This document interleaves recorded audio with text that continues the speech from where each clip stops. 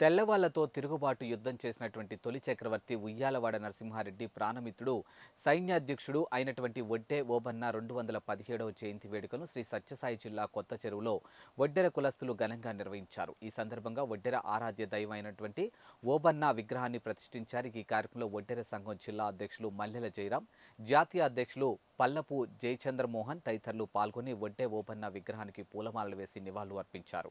ఈ సందర్భంగా వారు మాట్లాడుతూ తొలితరం స్వతంత్ర సమరయోధుడు రేనాటి వీరుడైనటువంటి వడ్డే ఓబన్న వడ్డెర జాతిలో జన్మించడం మా జాతికి గర్వకారణమని, ప్రతి ఒక్కరూ ఓబన్న ఆశయ సాధన కోసం కృషి చేయాలని పిలుపునిచ్చారు. అదేవిధంగా రాష్ట్ర ప్రభుత్వం వడ్డే ఓబన్న జయంతిని అధికారికంగా నిర్వహించాలని, పాఠ్యపుస్తకాల్లో వడ్డే ఓబన్న జీవిత చరిత్రను పొందుపరచాలని డిమాండ్ చేశారు. రాష్ట్రంలో వడ్డెలను రాజకీయంగా, సామాజికంగా, ఆర్థికంగా అన్ని రంగాల్లో రాణించాలని, ఐకమత్యంతో వడ్డెర్ల హక్కుల సాధనకై కృషి చేయాలని అన్నారు. ఈ కార్యక్రమంలో పుట్టపర్తి నియోజకవర్గం అధ్యక్షులు సుధాకర్, ఆమడగురు అధ్యక్షులు కిష్టప్ప, మాజీ ఎంపీపీ రామచంద్ర, ఓడీసీ అధ్యక్షులు డాక్టర్ కృష్ణప్ప, రమణ, జయరాం తదితరులు పాల్గొన్నారు. జిల్లాల్లో కూడా వడ్డెర ఓబన్న జయంతి వేడుకలు 2217 సంవత్సరం జయంతి వేడుకలు ఘనంగా నిర్వహించుకుంటున్నారు.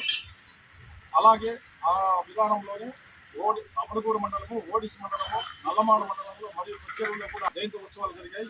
కొచ్చెరువులో విగ్రహావిష్కరణ జరిగింది. భారీగా తిరగవచ్చి కూడా ప్రజలంతా పండుగ వాతావరణంలో ఈరోజు జరుపుకున్నారు.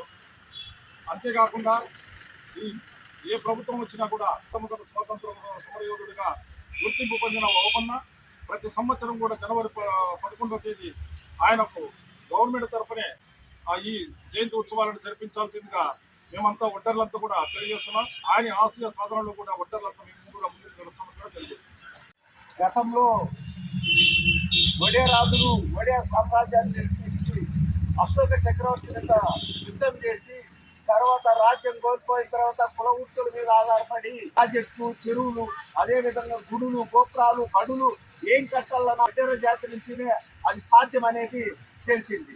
వడ్డే ఓబన్న గారు ఆంగ్లేయుల మీద 2,000 మందిని మట్టుపెట్టిన ఘనత కూడా గలానా విద్యావీరుడైనటువంటి ఓబన్నకే చెందుతుంది.